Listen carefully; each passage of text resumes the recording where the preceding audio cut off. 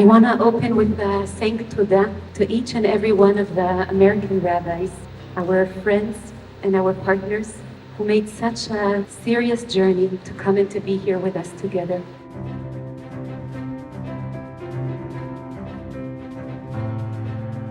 Coming on this rabbinic solidarity mission with my colleagues from LA, probably the first mission, if not ever, then clearly in the past 30 years, was energizing.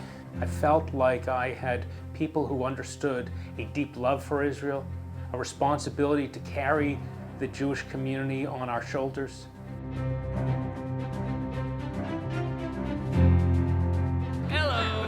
Taking it to the soldiers. We just got into Ben Gurion Airport. We're here with rabbis from all over the LA area, plus one Kesher, to see the work of Federation and to see the work of repair that is happening in the South and to bring solidarity to our brothers and sisters in Israel.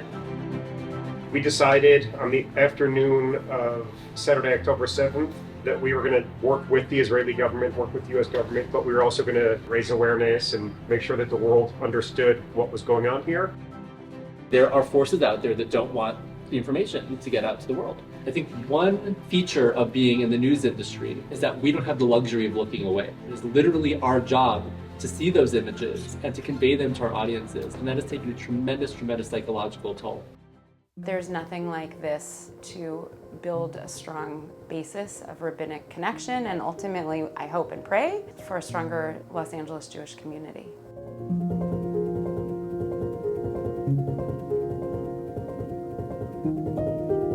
This is one of the sections that were hit dramatically and probably the worst. It's the young adults area.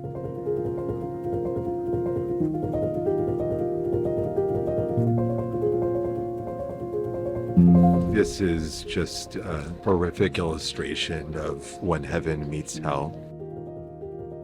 Just the lingering smell of death and destruction. It's devastating. איפה שהיה ירי, ניגשנו לשם, נכנסנו לתוך הירי. At that point they're ready. Everyone take a deep breath. אופיר היה חבר טוב שלי, עשינו הרבה דברים ביחד, והחלטנו שאנחנו נכנסים פה כדי לוודא שבאמת הוא נהרג ואי אפשר לעזור לו כבר. יהי שמי רבו מבורך, בעולם יומי יומי. Will people come back and live here? They will. In all the lawns will be children playing with bicycles, running. And we in LA will help make it happen.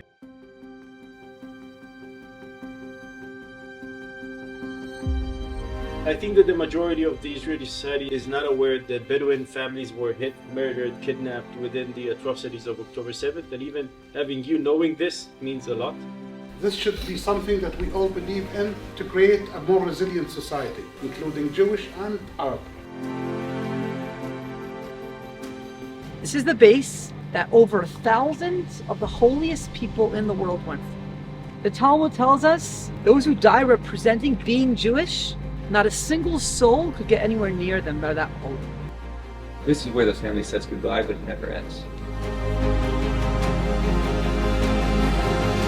We're here tonight to do what community leaders know how to do, to build community together and to pray.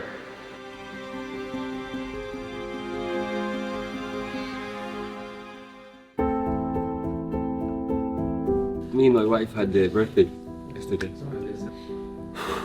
It's hard to celebrate.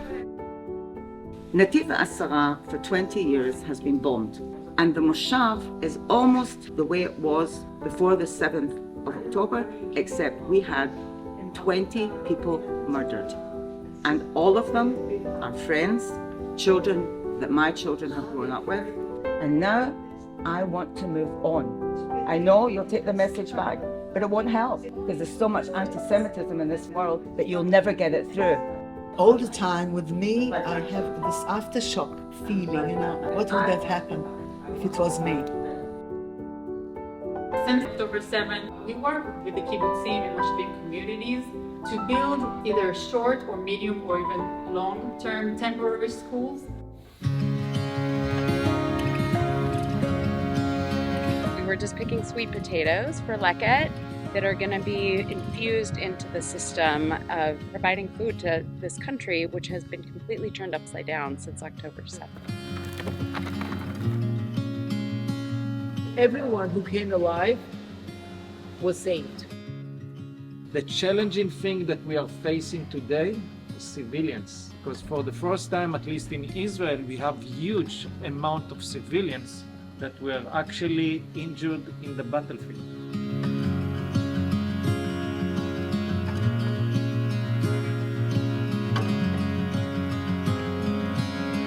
This trip has created so many memories. It's forged lasting friendships between rabbinic colleagues. We've really laughed together and cried together. I don't think any other organization could have convened a group with this kind of diversity with rabbis, except for the Federation, and for that I'm very grateful.